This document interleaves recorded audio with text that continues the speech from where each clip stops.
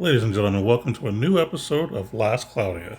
Today we're going to be talking about the new UR arc Vaahs, also how did I obtain it, and then at the end we're also going to go over some of the other arcs that you can get from the current collab that are not on the pickup banner.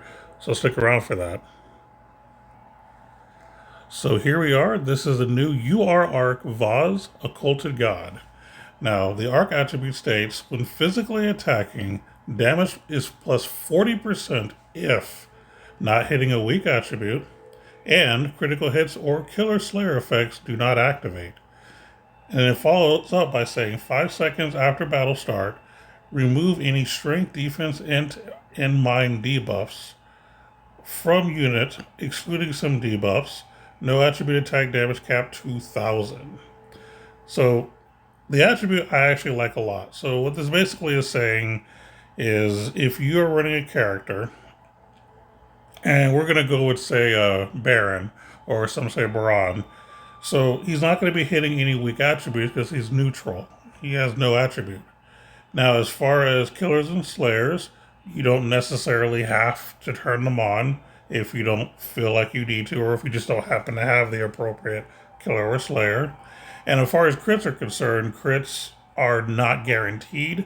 So I would still suggest using a crit build when building people like this because when you don't crit, which will be often, you'll get this added 40% bonus. So it's really, really strong just for that alone. And then moving on, after the 5 seconds, you basically remove any of the debuffs that could lower your stats. That's pretty nice. Like I said, first 5 seconds, that's really quick.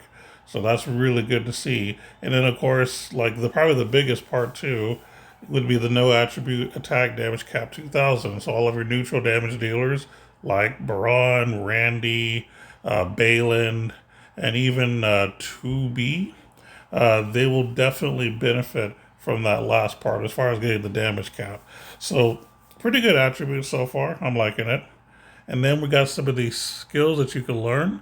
We have no attribute wall, which basically means no attribute damage to all allies minus 20%. We have killer boost, special boost. And then you have skill boost 2 or skill 2 boost. This is going to be new. So SAT recovery speed minus 10% damage plus 20% for the second skill, upper right skill. So I think we had skill 1 boost just recently and one of the previous arcs. So now we're finally getting the number 2 version. So pretty good one. I haven't actually equipped this on any. Well, I haven't used this yet, but I think I will be using it for any of my physical DPS units. Should be good. We also get triple impact. You get holy aura, and you get combo master 2. So boost physical damage power by 30% during 50 plus hit combos, which is not too difficult to get. So another good boost for those who don't already have it. Oh, no attribute wall is new as far as the arc is concerned. I think that Ethereum might be the only person that can actually cast it naturally. So we got a couple of new things here. Like I said, I think the biggest highlight is skill 2 boost as far as what you could learn. But overall, pretty good stuff to learn. And then the last thing, which I've already got 100% on because I thought this was fantastic, this is the Equilibrium Sphere. So the reward here gives you 300 HP, 100 strength, and keep in mind that this is an accessory.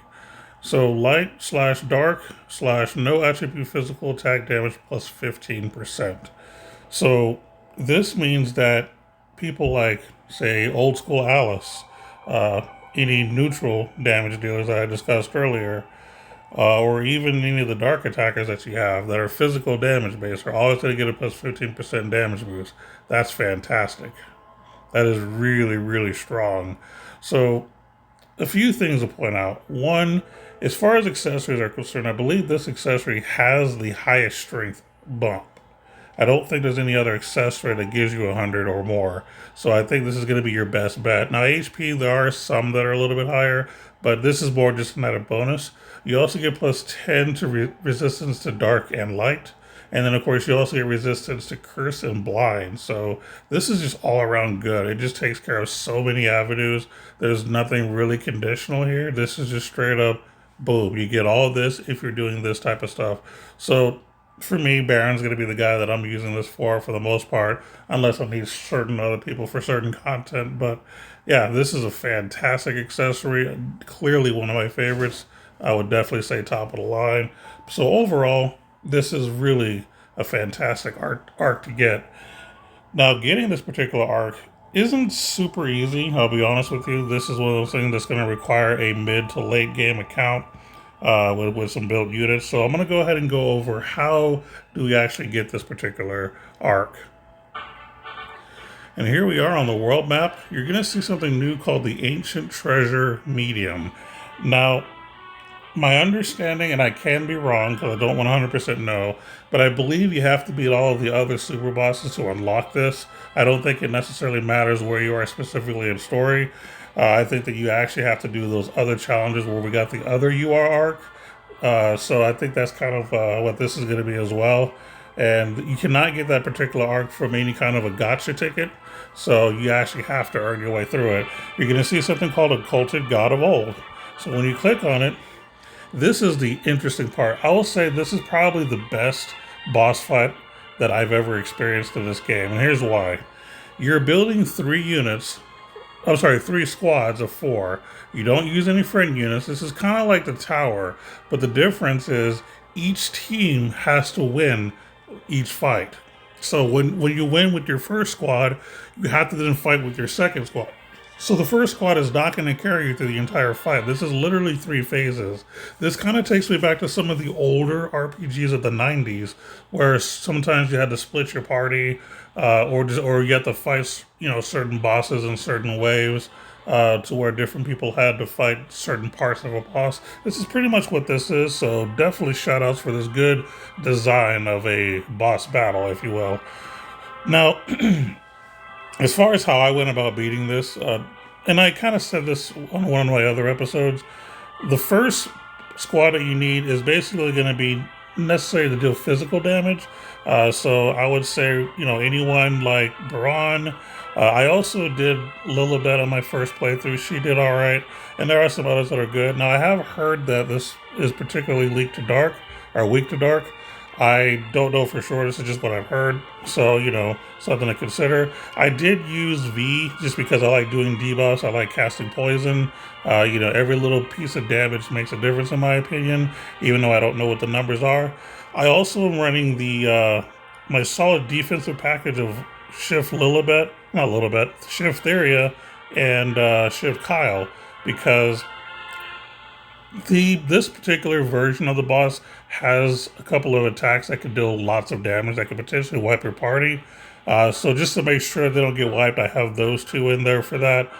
And I'm going to be more specific. I'm actually using Spirit Maiden Theria. I shouldn't say Shift Theria because technically she has multiple shifts. She's the only character that has 3 different forms, so that's why I should be a little more careful with that.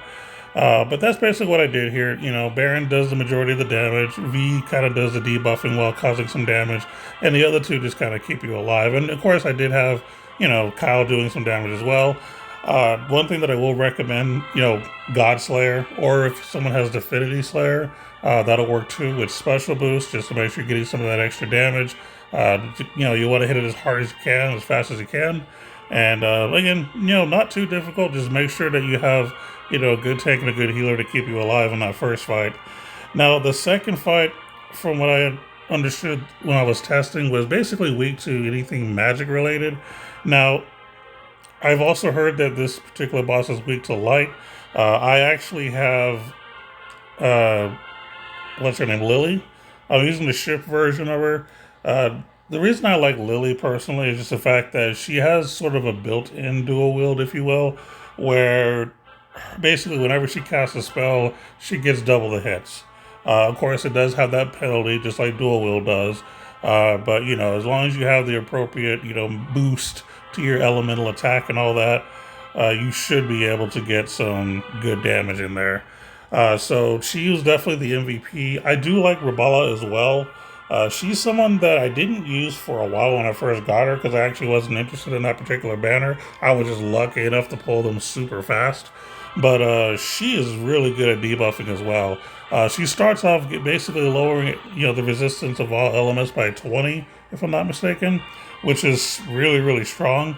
Now, when you look at the boss's stats, everything's going to be in question marks, so I can't tell you what the resistances are, but I'm sure what she does have a little bit of an effect. So she was in there mainly to, make it easier to deal more damage while performing God Heal when necessary. Sometimes I did cast another Tempest if for some reason Lily was, having issues or got knocked out somehow.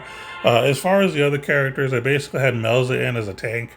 It's been a while since I've been able to actually use her in anything, so it felt nice to be able to use her again. She was just basically doing God Heal, just taking the damages, because this second form of the boss does spawn some like Reapers, and they spawn like an Alice, I guess. So I used her and Senku more or less as tanks. And of course, can also debuff if necessary. So basically, this is mostly a debuff squad. Plus, with Lily, I was casting Holy Bolt and the other light spell. Let me just take a look at her kit real quick for magic. I think I had her casting. Yeah, we had Holy Bolt, which comes from the Secret of Mana collab, and I also has Starverse. Those are really the only two spells I was casting, using her just to deal, as much damage as possible. But yeah, she was definitely the MVP of fight number 2. So yeah, had a lot of fun with that one. Now the third squad was a little bit weird. I wasn't too sure how to deal with this. I didn't notice any glaring weaknesses. No, I did hear that apparently you're supposed to be using non-human units to deal with this boss, so I'm going to go with it. I think it was a podcast called Cap Raise where I think one of the people there mentioned that that's how he beat it. So basically, this is the squad I used right here. I didn't at first have Lena in there. I was actually using what's his name, Zalorg, because he was just someone I never used, and he's a spirit, so he would be able to deal some damage. But the problem is I just needed better healing. And even though Lena is a human, I'm not using her to deal damage. I'm just using her to try to keep the party alive. So basically, I just used, a lot of DPS between Alice, Ray, and Lucio. Lucio would cast the occasional God Heal or Resurrect if needed, but the job got done. I will say that towards the end, my party almost wiped. The only person I had left was Ray. Thankfully, he was able to just tank all the hits, and thanks to a good crit package and Proud Force, basically I was able to keep him alive, and he was able to solo, I would say, the last 5% of the fight. So it worked out really, really well. So yeah, like shout outs to Ray for really being a beast there. But that's basically how I beat the boss. Is just I had to obviously give him some good stats. Now I don't have the most optimal build for each of these characters. More or less, what I do is I always do the combination of Beast Alliance and Heroes Bonds, which basically together, if you're having 4 units, will give you plus a little over 30% of all of your stats, just so I don't have to, do a bunch of attack ups and magic ups or whatever the case may be. And then with everything else, I could just focus on, element attack raises. I could focus on weapon attack raises, magical boosts, whatever the case may be, just to kind of focus more on getting good buffs off of my offense. And then, of course, the healers were there just to continue to heal. I would say, as far as difficulty, the first fight, if you have, the right squad, especially to keep your people alive, you should be pretty fine. I can pretty much auto with this team and beat it no problem. Second squad, I don't think the build was optimal, but I was able to beat this a lot faster because Lily just deals so much damage that it died a lot faster than all of these forms. This was arguably the easiest form. Not saying that the boss is easy in general, but this was the form that I got to beat the fastest was the second form, thanks to Lily. Now, if you don't have either version of Lily, you could probably get away with using, Rabala, since she does, obviously lower elemental resistance. But again, you're missing out on its potential weakness. So, just use what you have. Or you could always put, good light spells on a character like I did with Lily. I gave her a Holy Bolt. I mean, anyone could use it if they could do magic. So why not, make that a thing? And then as far as like squad three, I would say that was the most difficult part for me personally, only because my units were not completely built optimally. Like Lena isn't built as well as I'd like her to build because I did ignore her for a long time, and I'm still working on Alice. Even though she's 110, I've only got her at 4. As far as like awakening, I don't have her at 6 yet, so she's not quite there. But she was dealing some good damage at least until she got knocked out. So it worked out in the end. But yeah, by beating this particular boss, that's how you get the arc Vaahs, and it's totally worth it. Like that arc is a fantastic arc, and like I said, this is a great boss battle. I'd like to see this more often.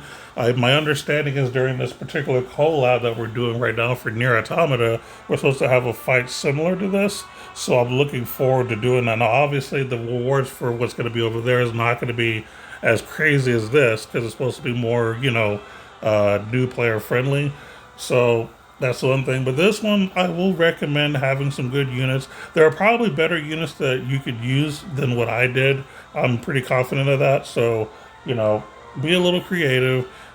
Test out how to do this. And just to kind of briefly summarize, Squad 1, physical DPS. Squad 2, magic DPS. I'm sorry, magic, DPS. And then the last one, try to use anything that's not a human to deal damage and just keep a good healer. And you should be able to get the good win here. So onward to some of the collab stuff that you can get for pretty easy. And this isn't something you're going to get from the general banner for the new character and all that. This is from the other banner, and I'll show you what I'm talking about here once I'm done describing these particular arcs. So you have the Emil shop. This is let me show you the level 10 version since I haven't quite done that yet. Basically boost chance of supplying enhancements, occasionally restore a little HP, and then continuous speed effect. So if you're the kind of person that likes to add speed to the unit, which I think is a good thing, the faster they can go, the more chances you have of getting your hits in. So I like it. I think it's a good thing. And of course, movement's important. I like it. It's pretty good.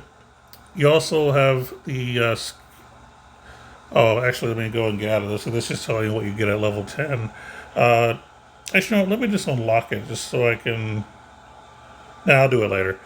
So basically what you can learn is Accelerate, Rapid Recovery, High Speed Shopkeep. Now this is a new one. Boost the movement speed until damage is taken. For 1 SC, I think it's interesting, and it's probably worth giving a try to see if you like it or not. For something that cheap, why not? A lot of times when I'm building like a squad, sometimes I have 1 SC just sitting around. This could be that one thing you can use that 1 SC on. So there you go. You also get Skill Salve S. Occasionally supply during battle. Increase unit's SCT recovery speed by 100% for 15 seconds. That seems really strong. Now, I don't know if this is something that you just have to wait before you can cast it, or if we cast it and then there's a timer that goes off. I don't know how that works. I haven't really used it at all. But this potentially is super strong. You also have the melee defense up S. And it says occasionally supplied during battle, reduce damage taken by 50% for 15 seconds. So helping you the tank, could be good in certain scenarios. Cure all plus heal all. For 4 SC, you can occasionally supply during battle, very greatly restore HP, and recover poison, blind, silence, curse, illness, stun. So, pretty interesting too. Obviously, I think the skill salve is probably the best of them because you want to get that SCT speed so you can be spamming skills a lot faster. But overall, some interesting stuff. I don't know how great they are, but I'll say they're at least interesting between high speed shopkeep and skill salve. Looks pretty good. The ether reward you can get is called the Emil Heads. This is a 6-star claw, no attribute. HP is 125, strength 189. Regular attacks have a chance to inflict a random basic status ailment like poison, blind, silence, curse, illness, or stun. That's really interesting because it's no longer locked to a specific character. For anyone that was here during the DMC collab, We got what was called the pimp cane. At least that's what I call it. This cane that was specifically for V had this same effect. The stats were probably not as good, but it also did the basic attacks having the ability to do a variety. As a matter of fact, let me go ahead and look that up for you just so we can get a comparison here. Okay, so here it is. This is V's cane, aka the Pimp Cane. It has a 51 strength, 176 int, 74 mind, and regular attacks have a chance to inflict poison, blind, silence, curse, illness, or stun. And of course, when defeating an enemy, recovers some SCT. So obviously, the newer item doesn't have the SCT part, but keep in mind that the other item is, more physical DPS as far as like attacking stats as opposed to end stats. So give it to the appropriate character. But here's the best comparison that we have to that particular claw is this cane. Again, it's a very, very powerful thing that I have definitely been using for a particular person. So we'll go ahead and go back. Yep, and this is it. So in this particular one, you're getting, more HP, higher strength value, and of course you're getting all these status elements. So this is just a fantastic weapon, in my opinion. Like I said, good stats, good debuffs. I'm big on debuffing as far as causing ailments or lowering stats. In this case, you're causing ailments. Super, super good. I think that, if you want to give this to, say, I don't know, you could give it to Leona, you can give it to Ray. Like I said, if you want to be able to just have an opportunity to have somebody else other than a specific few do these kind of status elements, you're more than welcome to do so. I mean, it's something I'm considering maybe for Raid just to test it out, but I think it would be really good. And then if you can make a team off of just lowering stats and, causing ailments, I think that'll be very strong. I'm hardcore on that, so I will definitely be building the debuff team to make this happen. Just haven't decided what squad I'm going to use because this particular collab has a lot of interesting debuff type potential, and this is really, really up my alley. But overall, I would definitely say let me hit cancel before I add more to this. This is a pretty decent arc. And again, you can get it pretty much for free. So before I go over the next arc, let me go ahead and show you how you would get this. So basically, you would go to the gacha, and it's the Nier Autonoma event ticket gacha. They're all 10 pulls. You can get them through the event rewards, and I think you can also go to the shop and purchase them if you feel like you need to. And then you'll be able to just tap it. It'll give you 10 items just like you would the friend gacha, but you have a high chance of getting either unit shards or this arc and the other arc as well, which I'll be going over. And the drop rates are very high. You can definitely get dupes of this arc and potentially even, completely 100% it so you can get the Aether rewards. So really, really cool thing. This is definitely something you should take advantage of. Don't sleep on this. This is not a crap thing. This is actually good to have. And onward to the last arc you can get. This is the SR arc, Emil Heads. So we're going to go ahead and take a look at the level 10 numbers. We have Inflict. When inflicted with a status ailment, defense and mind plus 20%. Battle start. Inflict unit with curse. Regular attacks have a chance to inflict curse. Interesting.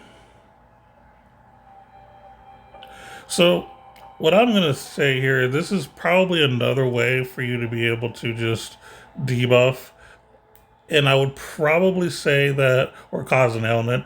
And what I would say is you're going to give this to any unit that you don't care about using skills for, unless you just want to, up their resistance to counteract this. But there are a few units that I don't really care about doing skills with, like, I don't know, V, for example. I have basically a regular attack build on him.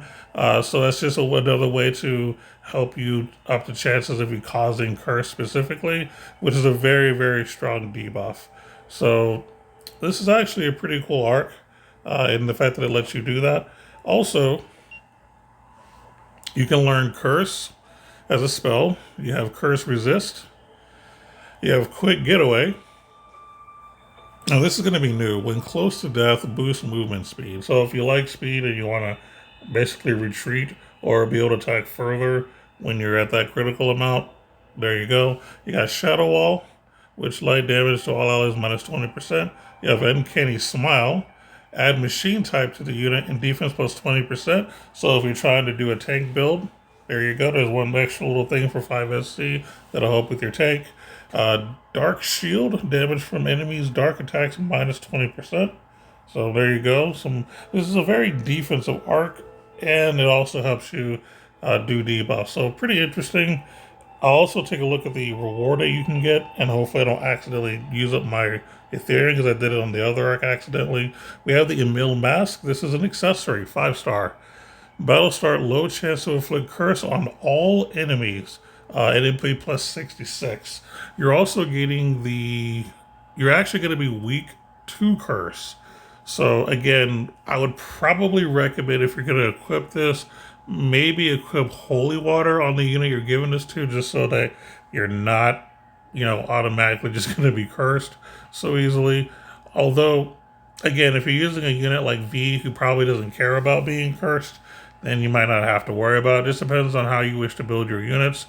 But again, this is just another way for you to put curse on all your enemies. This is basically, in my opinion, a PvP item.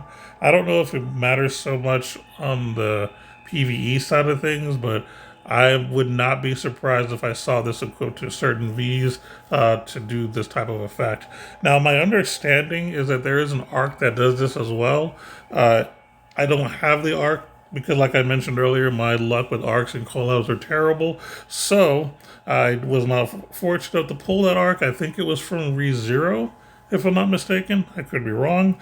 But there is an arc that has the attribute Battle Start. You have a chance to put curse on the entire team, on all the enemies. So, now you have a second way of doing this via an accessory as opposed to having to equip an arc. So that's actually pretty strong in my opinion. Again, I think this is more of a PvP exclusive item. Like I said, I just don't see this really making a difference in any other type of mode. I could be wrong, but I just don't think that it would be used for anything else. Overall, I think this is a fun arc. I think it's nice that, they're slowly giving us more SR arcs. I think this is something that people miss getting because, when we first started playing this game at launch, we were flooded with SRs. We were excited about it. But after a while, we just stopped seeing them altogether. And it kind of sucked having to just get an SSR, get a UR, but now we have some collabs here and there that'll give you a good, SR. And I think that's nice. And giving us like SR arcs in collabs, I think is the way to go going forward. Just because, you can get some unique, interesting things. And you're giving people basically an easy way of just adding to their collection in general, that where they won't have to constantly use crystals on a banner to try to pull. So this is a cool thing. I hope they continue to do this going forward. But yeah, like I said, I think this is just more of a fun arc. I mean, I don't know if it's like tier or anything like that. I just think it's fun. That's pretty much it. So there you have it. All right, ladies and gentlemen, that's going to be it for today's video. Hopefully, this has helped you to kind of, gather if this is worth pulling for you, if the UR arc is what's going for. I personally think the UR arc is definitely something worth getting. Again, this is a super, super strong arc. It doesn't really have like an arc skill that you use, but you don't need it. Like I said, this is a good physical DPS arc that has a really, really good arc Aether reward with some really, really good skills you can learn. It's really the total package. So 100% worth it. If you have an account that you've been playing for a while and you've beat all the world bosses, I highly recommend doing this. This is completely worth all the agony you have to go through just to get to here. And I think it's definitely worth doing the boss fight. Because again, the boss fight to get this is the most interesting boss in my opinion. I actually like the whole 3-party system where each party actually has to put in work. It's a way for you to kind of show off using your collection as an entirety. Like, instead of always having to depend on 3 or 4 units to do a quest, having to rely on 12, I like that. That means I get to be more creative. That means I actually get to use this collection that I've amassed instead of just using the same old 3 or 4 all the time, switching out 1 or 2 characters, It was just a really, really nice way to deal with the boss and get a good reward. Definitely highly recommend it. But that's going to be it for today. Thank you for watching this video, and we'll see you the next time. Take care, everyone.